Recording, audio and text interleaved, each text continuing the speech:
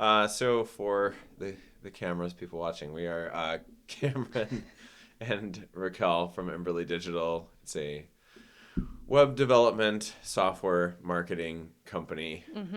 We do a lot of different work. It's mostly very technical. So what do you do at Emberly? What don't I do at Emberly is a better question. Fair. Yeah, I mean, a lot. So I started out doing just website support for you, Oh yeah, yep, maybe, I don't know, 7 years ago. yeah. Is that right? I think that's right. That's Yeah, about then. yep, And then you just sort of taught me, and I learned on my own and kind of built up from there. And yeah, now I do everything, everything. yep. Yeah. Yeah, so it was interesting, sort of. So with you learning to code, that was a really interesting thing because I definitely saw you having the brain to learn to code Sure. early on, and you were kind of reticent to do that, which was very interesting. So I was like, you Yeah. really, yeah. Tell that story. I think it just was such an abstract concept. I didn't quite understand what coding was. Sure. I was never exposed to it. I did a lot of math and science in high school and college, but it's not what I understood. But then when you sat down and kind of just explained it to me, it was like, oh, this is just a language. What you output here is something that will output over here. And it was very straightforward in my brain. Yeah. Well, and you have kind of that like math brain, Sure. where you're like, oh, this thing plus this thing equals that thing. You've Yeah. always been very logical. So I kind of noticed that about you pretty early and was like, oh, she'd be great at this. And you also have that like abstract reasoning capability and all that kind of, and the big picture that is required to like manage a coding project and all that. But getting you to kind of like get over, like, what do you think were the obstacles of like why it was something that you were like, oh, I don't think I want to do this, and then it was like, now that's like, That's what I want to you're do. reviewing Yeah. other developers code and like Yeah. you're managing code projects and like that's your life. Yeah. Like how what so it clicked just because you saw it, like, but what clicked to made you want to? Weird roundabout story. Okay. When I initially started with you, did a little bit of time there, and then when I left, I went and became a State Farm sales representative. Yep. So I went and sold insurance. I had to get a couple of licenses with something I had no knowledge about: health, life, and property casualty insurance. I don't know why I know this stuff now, but I do. How it's going to be useful, but Yeah. and that experience there really taught me that I am capable of more than what I gave myself credit for at the time. And Yeah. so learning and studying for those tests, it was sort of like a proof of concept that I could do something new and try hard things and be challenged and not know the answer to something, but then sort of just push through it and come out on the other end having more experience and knowledge. So then when I came back, I was like, okay, yeah, I'm gonna learn another new thing, another hard thing, because if I did that, I can definitely do this. Yeah. This is more, coding is more in my wheelhouse than insurance was, and I accomplished that. So now I'm gonna go accomplish something that I think I can understand. Yeah, you just built some confidence or Yeah. whatever. Yeah. Yeah. So yeah, and meanwhile, I was like, oh yeah, she could totally do this. So. Yeah. Yeah, and I think so early on, I was just like, oh, I need somebody to help with admin stuff. Because I characteristically am super bad at admin stuff, as Yeah. you've learned over the years. It's Yeah. been very painful. And I was like, oh, like you could, she could like answer emails and stuff like that, and I think it just became like apparent to me pretty early on that like, to manage a coding project effectively, Yeah. you kind of have to know what you're working with, Yeah. What have you found on that? Well, I'll say that your administrative work is great if it's just you or two people. And so I think that's where I felt like I could do some support work for you, is Yeah. expanding it out into other people.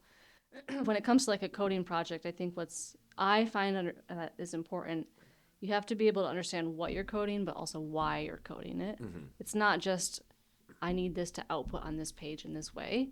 It's what is that going to do for the user over the course of months and years? Is that a valuable use of resources to code this specific format or this specific functionality that I don't know, sometimes it's just not worth it to do this type of coding or that type of project. I guess just sort of like connecting the dots between how to do the work and why we're doing the work. Yeah.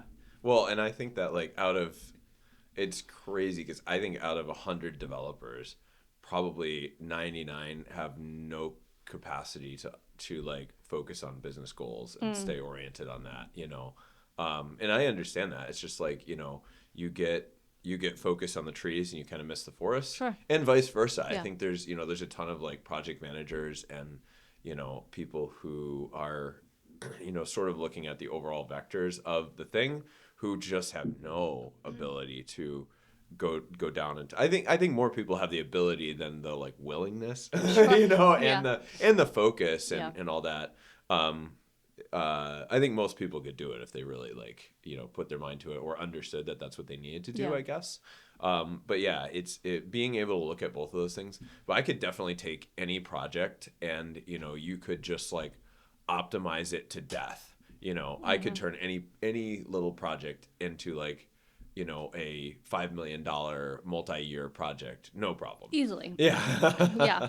And you put a team on it and you just have them keep Chugging counter along. optimizing. Yeah. Oh yeah. Yeah. It's crazy. So I think there are like there's that weird like in between where it's like you have sort of the like almost like chop shop way of doing it, where you've got like maybe a dev agency that's really like a design agency or a marketing agency. Sure. And then they have like one lone developer who's like surviving. Yeah. And maybe they're even like just like installing a bunch of plugins and plugin stacking on a WordPress site, and they build this like messy house of cards that like barely works and it gets bogged down and slows down and size. So like you have that end where it's like we're not really developing and we're just gunning everything as fast as possible. It doesn't cost as much, but it's like awful, and usually it doesn't even work, you know. And then on the other hand, you've got the team that like they basically make the project into an enterprise project. Sure. And every developer wants to optimize everything to death. I mean, I'm passionate about optimization of code. I come in, what is the first thing I want to do when I come to a project? Just fix the whole thing. Yeah, I want to rewrite the whole thing, basically. Yeah, I'm gonna rebuild the whole thing from scratch if I get my way. But like I have to like center myself a little bit and be like, this is not a good idea. This is not of value to the client, you know? Yeah, and I think that's a challenging piece for developers is that it's not 100% of the code is not your code. So you have to go through and be able to functionally understand pieces that you didn't write, but you have to understand how the code you're about to write is going to impact the historical code or the new code. Yeah. And that's hard to do. Like you said, if you want to go through and rewrite everything, great, but that's going to cost so much money and so much more time. Yeah. Than just, here's the thing I need to get done today. How do I do that without breaking the rest of the website? Yeah. Well, and I think that like that's why the like budget conversation with like customers is so critical, because it's like that company might need this like comprehensive revamp, and that would actually make a lot of sense for them. But what they have available for budget, it's like, yeah, we should really just slap a form on this page and then handle it, have one of their admin people handle it manually on the back end or something like that, right? Like we should just do the most like basic solution, given the budget. Or you kind of get to these mid-tier projects, and I've definitely I think we've been in situations over the years where it's like we sort of quote the MVP version, and then later on we kind of find out like, oh man, like they are really actually a robust platform, and that was the wrong decision. Sure. I try to never make the wrong decision with that sort of thing, but like you can't get it right every time, and you have to adjust over time, and I think. But I do think there's a huge tendency for there to just be these silos of like developers just trying to optimize the code, salespeople just trying to sell the project for as much as they can, and project managers just trying to get it done. Yeah. And like there's not this like I think that's been one of the things that's been really positive about Emberly is being able to have those conversations and just bring the client into it. It's sure. Like, I think that's one of the reasons why when people ask us how much does it cost, Yeah. it's like, okay, it could be $100, it could be $100,000. Yeah. It really depends on where we want to draw the line of what's done, what's complete, Yeah. what's functionally going to get your customers to do what you need them to do on your website. But or are we building something that can patch this problem right now? Or are we building like in a brand new website, brand new enterprise, brand new SaaS for you? So finding that line of like, what's in your budget, what your goals are, it's hard to do. Yeah. Well, and I know that, so like with some projects, particularly big ones, a few times we've just literally like given a spreadsheet to the client and been like, hey, look, like here's our rate. Yeah. This is how it calculates into the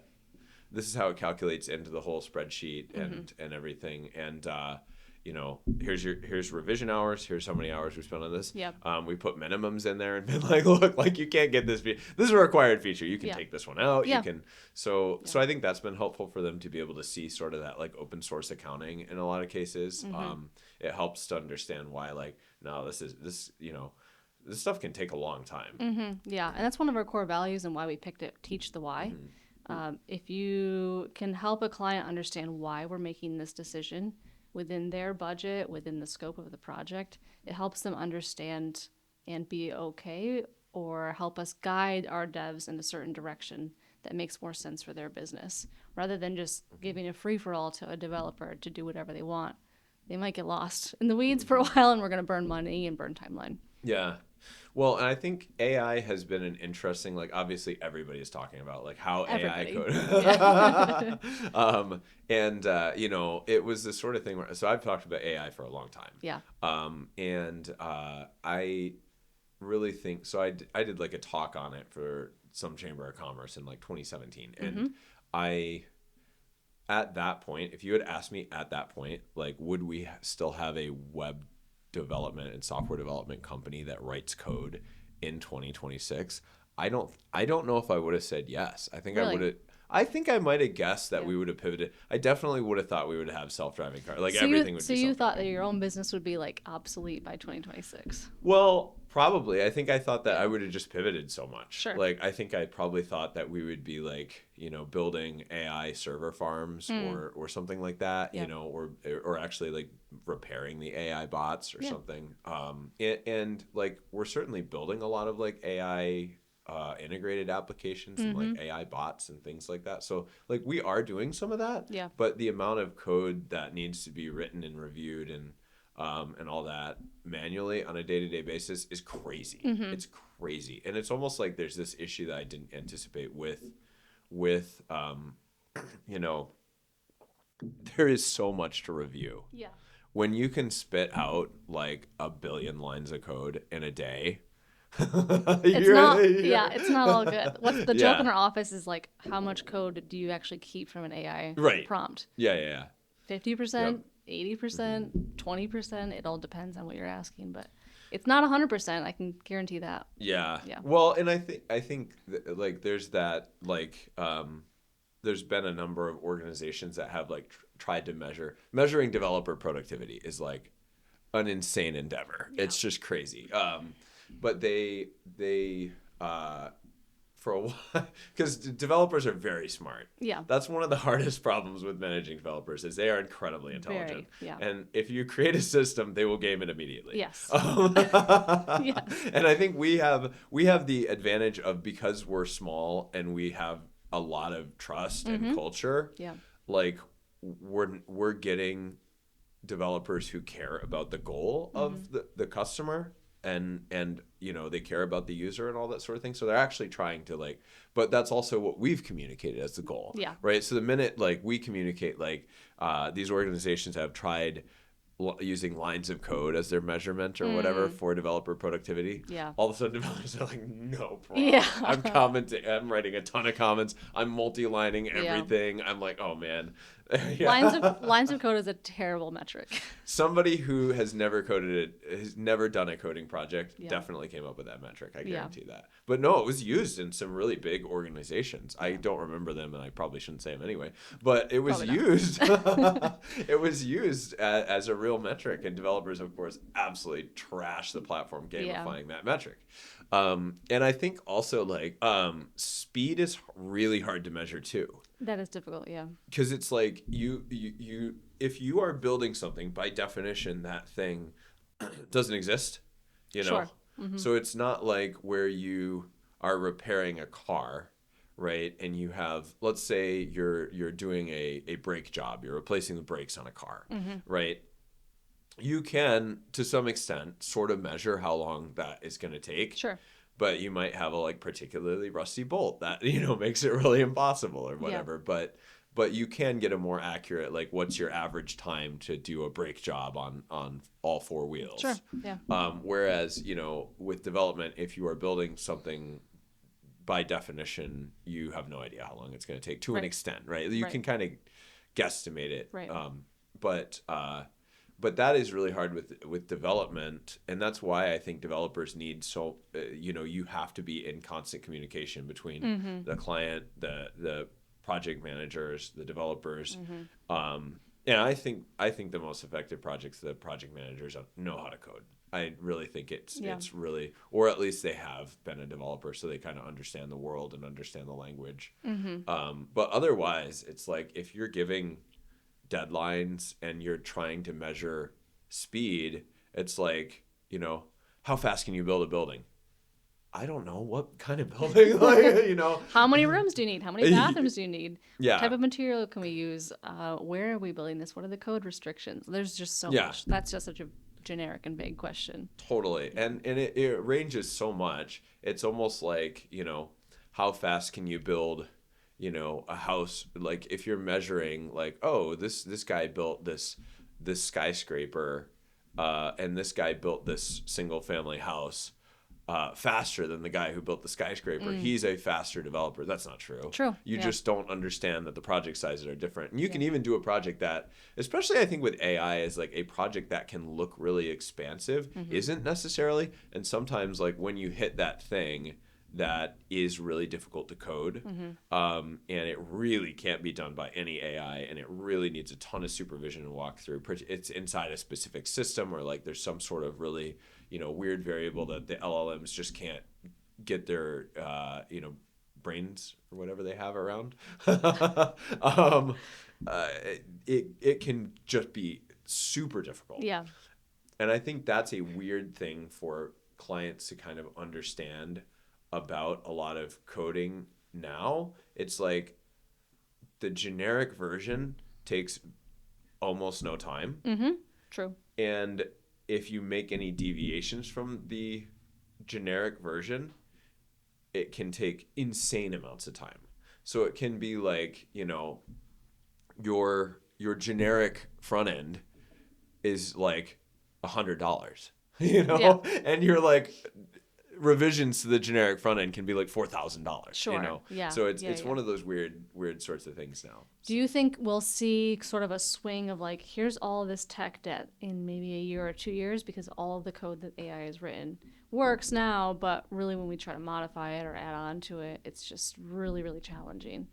And we're going to have to go back and clean all of this up. Maybe, I'm not saying us, but I'm saying people who are like just outputting as much as they can with AI right now.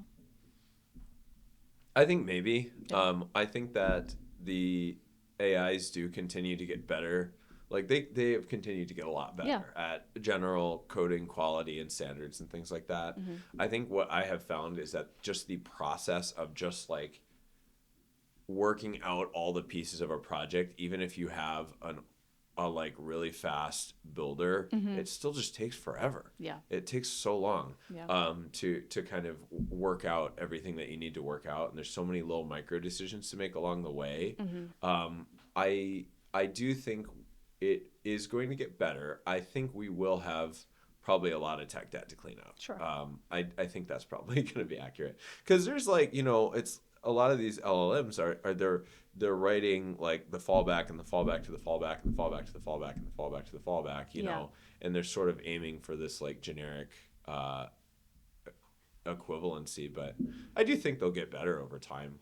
But I think the problem is like you have to accurately describe your business goals. You know, that's the problem. Yeah. You have to accurately like know all the pieces of the business and be able to like, you know, articulate that to the AI. So Yeah. We've talked a lot about internally, do we create website templates? yeah. Is that a feasible project that we could give to our clients? And I would say most of our conversations have come up to saying, no, that's not really what the offering of Emberly has seen value in. I'm wondering if AI will have some sort of input into that, but so far, no. Yeah. I mean, I've tried all sorts of like build it with AI tools and, AI plugins for Figma, like all that stuff. And it just seems to like, it's almost like if you don't know how to use the tools, you can kind of like prompt and reprompt and prompt and reprompt, but you definitely have like, edges and a ceiling and all that, where you just hit that and you'll just never, if the prompts don't work to get it to do that thing, you're just never going to get that thing. Yeah. You could maybe get something else that's kind of a workaround, but you're not going to get exactly what you want. Yeah. And I think that that's what I've found so far, right? So then somebody who actually knows how to use the tools in a lot of cases can outpace the prompter who is like circuitously prompting their way to like a vibe coded final product. It's like it's the same amount of time, like at the end of the day, it's just like, do you have that skill set or not? And I look at like an industry that I don't know how to do at all, like music, right? Like obviously I play the drums, but I can't. I've been told I can't sing. I've been told by everyone within. You can, it's just not quite on tune. Yeah, that's right. It's pretty bad. So I don't really have any understanding of notes and pitch. I have no music theory background at all. I love the drums, understand that, but if it's not percussion, I just can't really do it. I'm sure I could learn. But, for me, I'm like, oh man, this kind of opens up a world where I can prompt stuff, and I've tried to create some like songs and things like that because I'm actually interested in expressing myself in that way, But I am finding that like even with the like do it yourself and all that sort of thing, it is still taking me so much time inputting it, prompting this and prompting that, and like that's not quite right and all that sort of thing. So So we're going to post your next video or your next song. Yeah, yeah, right. That's just going to play when you reach the Emberly website. Automatically by default. Yes. It'll be me with like super auto-tune because everything had to be like changed so much. Yes. Yeah. Okay, let's talk about what's the best platform to use.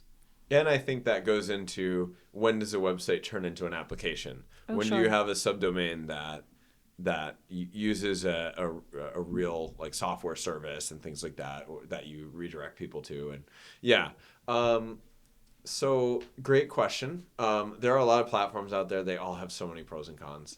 I could give you a love list and a hate list for every We don't have time platform. for that. How much time do you have? Well, so if we take it platform by platform, Sure. I would say generally speaking, maybe let's take it by application. Generally speaking, I think that if you just want a marketing website, a brochure website, a lead generation website, landing pages, I think that WordPress is still really great. It has also like membership sites and things like that. I think that it tends to have a lot of things that other builders don't have. First off, it's completely customizable, and there's just such a rich like support community around it. So you can host it on your own server, you can tweak your own caching settings, you can build in your own APIs, you can add your own plugins, you can do your own thing with WordPress, right? So it's like completely customizable, and you own it. The community support around it is fantastic. You're not going to get that same thing if you're using like a Webflow. You definitely don't have any like capabilities to do stuff like that if you're using like a Wix or a Squarespace or something like that. And I think by the time you get to like building stuff in like custom code like React and Next.js and all that sort of thing, you get into a technical depth where it's just there's a lot there. So I think I think that there's all sorts of like, oh, we're going to build this CMS platform that replaces WordPress. WordPress powers like what, 28% of the internet or something like that. So there's been all these attempts to build like craft CMS and, you know, all these other types of things that have been pretty good. But I don't think there's just so many things that a content management system has to do, you know, and they have to have the ability to edit pages with like a page builder. You have to be able to custom code a page if you want to do that. You have to have a lot of community support. So there's lots of answers to questions that you have. They have to think about SEO. You have to be able to handle accessibility for like ADA compliance and stuff like that. You have to think about like, what if somebody wants to extend it with a plugin? What if somebody wants to plug into it with an API? What if somebody wants to build a new object model for their own custom thing, right? Like they have events or they have, you know, memberships or something like that, right?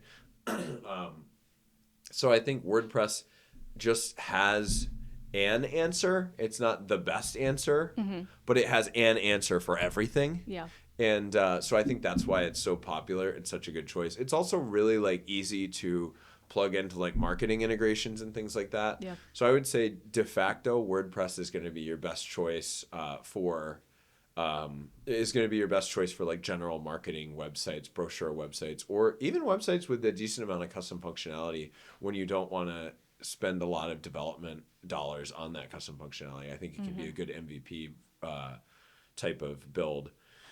So I know you know some pros and cons of WordPress. So tell me the cons from your perspective. The cons of WordPress. I think we get a lot of questions about updates, the number of plugin or theme updates that WordPress is constantly displaying on a customer's website.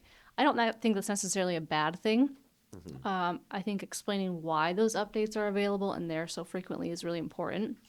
Plugin developers typically are sending updates out to either patch a bug, patch a security concern, add a feature request, and those things in itself are not bad. You just want to make sure you know why you're updating each plugin and that their compatibility works well together. So I'd say that's like a con and also a pro in itself, but the usability of WordPress, I think, is probably pretty high in my opinion.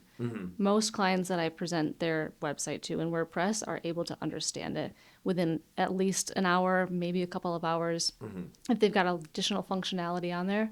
But it's pretty well organized, pretty well structured that they can go and make their own page changes, add new posts if they want to, add new products if it's an e-commerce website. So overall, I think it's a really easy way to start your own thing or to manage your own thing. I will talk about cons of WordPress. The database structure is a mess. It's been a mess for a long time. It would be really hard for them to change it at this point. They've made some like positive changes. For instance, like the new order tables in WooCommerce, orders used to just be posts. And so it was just like everything was a post. And so there's not a great way to organize and split out like your orders and your, like, it's a mess. So that has been dramatically improved. But I would say the database structure of WordPress, and even if you need to do data migration on a really advanced scale, like we're talking really advanced. You know, a couple Really, projects I'm really talking about. serious, Yeah. It's a nightmare how it connects, but that's okay if you're just doing something like, you know, you're adding a membership, you're adding events, you're adding.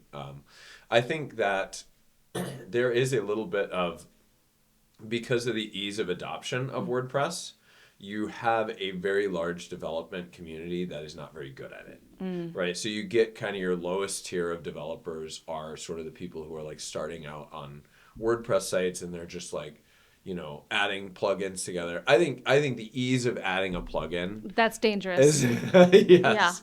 Yeah. Like you can just like you're gonna string 5 or 6 plugins together, and the ease of publishing one 49 plugins. Yes, that happens. All the time. Upwards of 30, we've got problems. Yeah.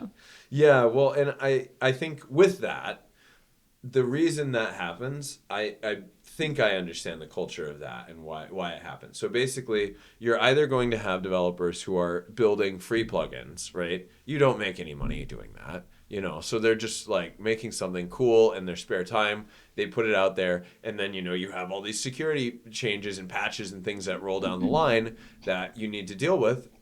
And And they're just not keeping up with that. Yeah. So it gets outdated. They don't really have time to go fix bugs and stuff like that. So they sort of have this buggy thing sitting there that is going to be insecure or whatever. Then you have the places that get funded. And there seems to be kind of a binary split between the two. I mean, there's a middle ground, but then you have like the big plugins, right? Where like they are really getting a following and people are really signing up. And so then what happens is they start competing with each other, right? So you got the page builders competing with each other and they have internal management staff and they're kind of looking at their sales numbers and they're going, ooh, how can we beat this other plugin or whatever? And then they are basically going, well, they have this feature that we don't have. Or what if we add this new feature so that they, so that we get ahead in the game? And so sales/management or whatever is really excited about having that feature and they push the development team to implement it. Maybe that's an overseas team. Maybe that's just their internal team, but even if they have quality developers, they're implementing a lot of these features under duress and they're stacking them on top of each other without having a cohesive understanding of like how all the features are going to work together.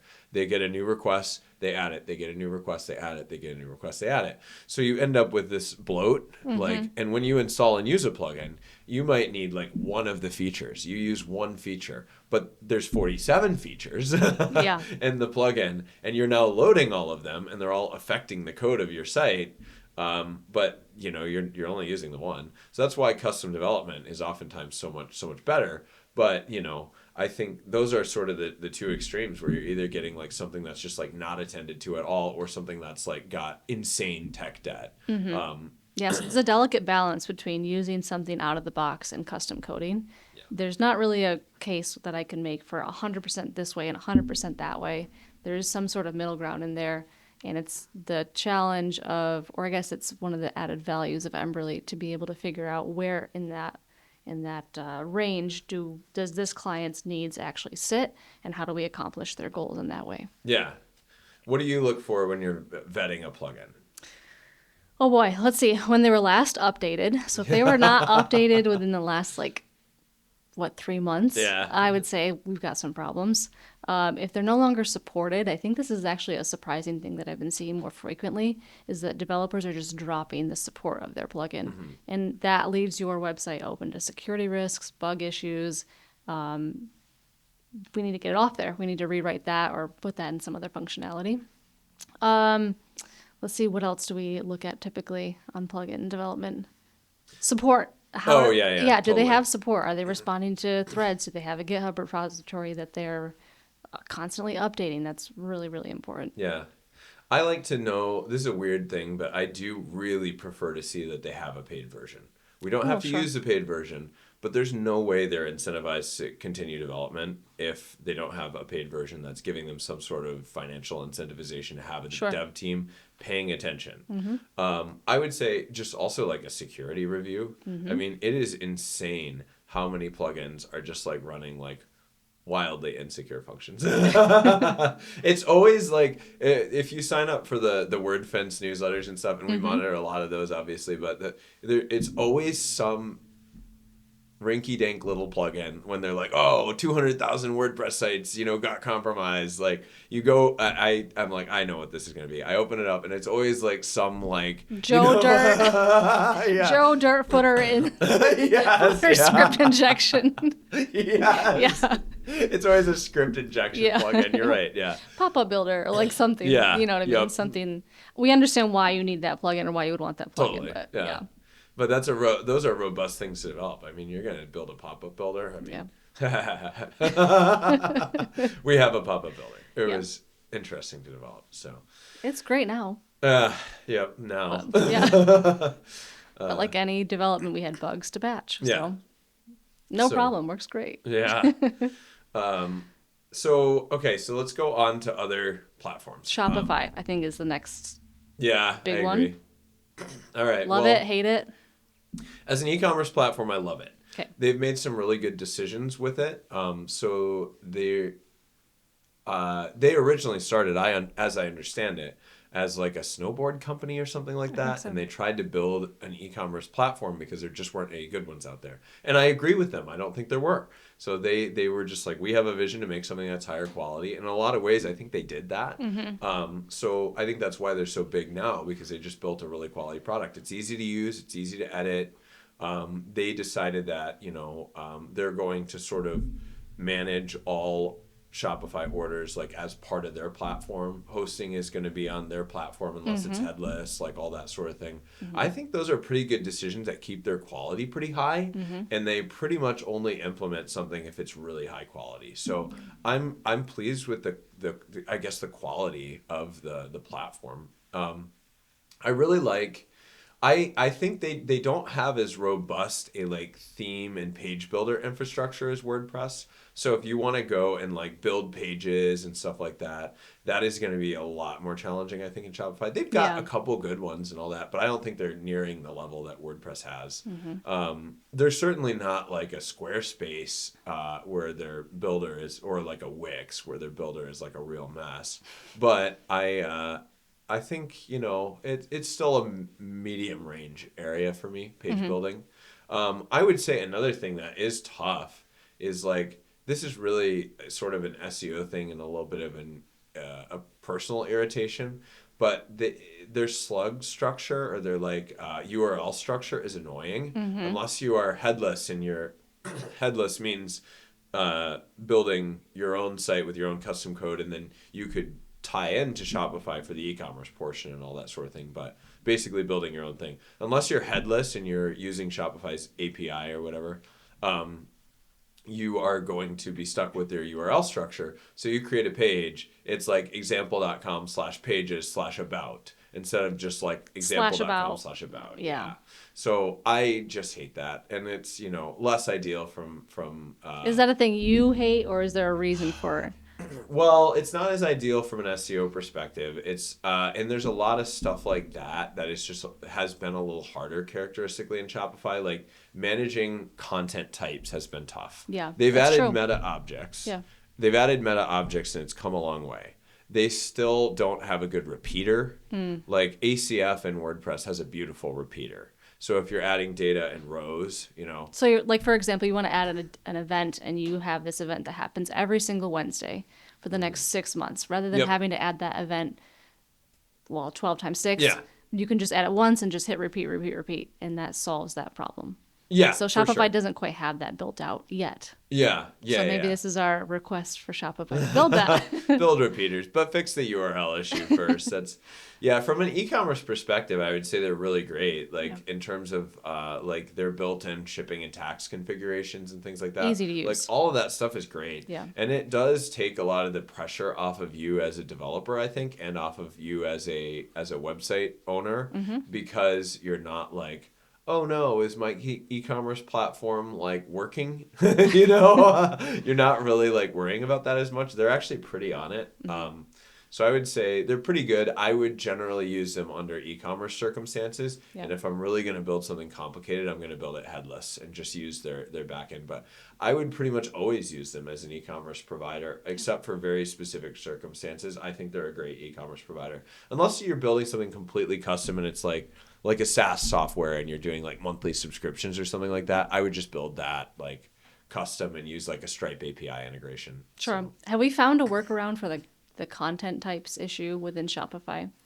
And what I mean by that is like you have a group of things you need to organize together, right? Like maybe you have events that you want to display, maybe you have announcements that you want to display, blog posts you want to display. Those are all 3 different things. And you don't want them necessarily all in the same database structure. Yeah, so they have recently been pioneering a lot more options with their meta objects, and they're pretty good. So meta objects are basically going to be like your post types in WordPress. So you can create like event, and then you can add all the fields that you want to fill out for the event, and then you can make a template for events. And I don't think they handle archive pages super well. And again, you have the URL structure issue.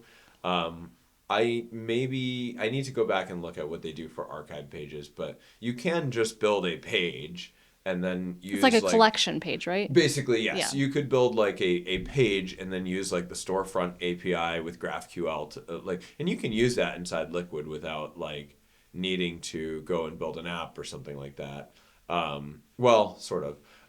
But you can output those all on a page, right? You could even loop through them to an extent. Just loop through them. But if you need a lot of pagination or something like that, then you're going to start coding a little bit. But Sure. Shopify is definitely a scenario where like I think you're best off if you can code. I don't know what their app review process is, but I do think it's a lot more stringent as well. They have less apps available than WordPress has plugins at this point. Yeah, I think just the nature of their platform being a lot more locked down, like having developed apps in Shopify, like it's I don't think I have yet built an external Shopify app that's like just available for download to other people, but I built a bunch of like Shopify apps that are for this site or whatever, right? And just like the availability of like what you can do with the permission structure and all that, you're not going to break something big. So security issues are definitely like a little bit better. It's sort of, I would say like WordPress is like a little bit more like the Android and Shopify is a little bit more like the iPhone, where you can do anything with the Android, but you also have a lot more responsibility with that power. Yes, exactly. Yes. Yeah, whereas, Shopify is like, you can do the things that people normally would want to do. Yeah. In terms of cost, you want to talk about what is more expensive maybe on the outset, what's more expensive to maintain in the long run, what's easier for your budget. I think it depends on how it shakes out. I mean, Shopify's plans are basically monthly. You're paying for the hosting, you're paying for the like everything, right? All typically Shopify is going to be, I think it's either like $30 or $50 a month for their intro pricing. I think it's like 70 if you have a store that you want to have like multiple team members or something like that. I'm probably wrong. I would look up the pricing, but it's definitely more expensive on a monthly basis than if you were to just like host a WordPress site, right? But getting a WordPress site up and running is a little easier now that they have like different click and build builder type of things now with different hosting companies. But, you might need some more development help to get it up and running than you would with Shopify. But also like you can host a basic website for like, $10 a month or whatever, if you're using different hosting platforms and stuff like that. So, I would say generally speaking, like the development costs for both are kind of similar. I think you can generally get cheaper development with WordPress because it's just a little easier. So a little more broadly used by developers. I think there's just more developers available, so the pool is more competitive. And but in terms of apps, like Shopify apps are generally a lot more expensive than WordPress apps. Shopify apps are generally monthly, so you're gonna look at like, this app is like $30 a month, and that's a cheap one, versus WordPress is like $30 a year. Right. Yeah. Right. I think just the nature of plugins being on a yearly basis and apps being on a monthly basis changes the cost. And I've seen a lot of Shopify sites, especially sites that are on like Shopify Plus and they're like big enterprise sites, they got $2,000 a month of plugin of apps on that thing, so crazy. Which can add up pretty crazy. Shopify Plus itself is already, kind of expensive, but it's a quality e-commerce platform, Yeah. Okay, we talked about cost, timeline to build, about the same. In our experience, I guess we can't speak for other developers. Yeah, I think that's going to be based on the developer's experience and what you need to build, so. Customers' ability to edit their own content. Customer usability, I think that Shopify is one of the, so WordPress is one of those situations where, let's say you install a page builder like Bricks or Elementor or whatever, like generally a client, like a marketing manager or something like that, they can get in and they can work on it. It's not too bad. It's a click and drag editing option. All your options are built there, ready to go.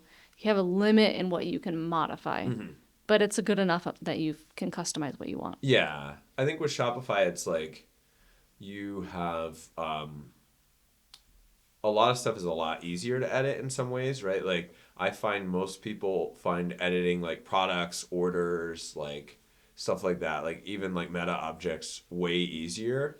Even some of their section builders, like if you're building the sections in like their new 2.0 architecture or whatever, it's kind of like a block builder similar to like what WordPress tried to do with Gutenberg, which by the way did not go well. Gutenberg is still in this weird in-between state. It's sort of like, it's cool if you can kind of learn how to use it a little bit, but like Shopify's block infrastructure and section infrastructure in 2.0 I think is a lot easier to work with as a developer. As a user, you're not going to know any different. Sure. But I think normally with WordPress, you're like, okay, Gutenberg is so developmentally in a halfway space that most people will install a page builder or they'll build it custom. And you'll build your own blocks, right? But that is a little bit more involved, I think. Whereas Shopify, it's a little easier to just like build blocks in liquid code and all that. So I would say that Shopify definitely, I would say it often requires custom code. Yeah. It's very frequent that it requires custom code. It's like, hey, here's the general way to edit a product, and here's the way to edit a product template. Good luck. So we get called in for development support a lot on Shopify. Yeah, we do. Stuff. Can I tell you, I love building blocks. Oh, me too. It just brings me so much joy to be able to figure out what options need to be placed in each block. Love it. Font sizes, colors, layouts, you name it. I love it. I think it's like how you feel about doing a puzzle. Oh, it's exactly like doing a puzzle. I feel that way about blocks, about developing blocks in code. Yeah. I do not feel that way about puzzles. It just feels so good to get that piece right. Yes. And when you build an option in that works and it's just does what it needs you to do, it's so good. Yes, right. I think WordPress and Shopify are really big, major contenders that we would recommend for a lot of stuff. Yeah. I would say definitely custom coding is really great. If you can code stuff in the Next.js platform, that's where you have like an application that you're building. Like you want to manage a really custom dashboard interface for your customers. You're connecting APIs. You're like stuff like that. Custom is awesome. If you can have a development team that can do that. Which we do. I'll do. Yes, thank you. Yep. So we can help. Yep. You know, if you're listening. I would say like your Wix. Wix, I think, is the worst of the like page builder-y things. I think Squarespace is below Wix in my opinion. You think Squarespace is below Wix? Yeah. Wix is terrible. Like Wix gives you more. Marketing email campaign, they give you more options that way. Yeah, page builder wise, Squarespace is pretty bad. Okay, all right. Yeah. I think I'm going to respectfully disagree. Okay. I think that Wix tried to reimagine the web as a canvas, but it doesn't really work that way. So it tried to create its own rules, but it's still built on top of the web, and so everything, it's so buggy. Everything's snapping all over. Even with their new version, it's rough. Yeah. Please don't come after us. Yeah. What about, okay, so Squarespace, tell me more about that. You've been in Squarespace sites recently. Recently, and it's the same, very similar issue. It's a drag and drop interface, and so it's really hard to get your thing to snap to the grid. And not everything works in a perfect grid system. Yeah. And there's a lot of hard like layering issues that they have. Yeah. So not my favorite so far. Webflow, I think, is a pretty good interface. I think it's sort of like a Photoshop or an Illustrator for the web. You know, I do actually really like it. You don't have as much control over your hosting, your CDNs, all that sort of thing. I think it is more involved than like a Wix or a Squarespace or something like that, where you kind of have to be pretty competent to use it. But I think it's pretty good. Mm-hmm. Yeah. Great. You want a handshake as the end? Yeah, absolutely.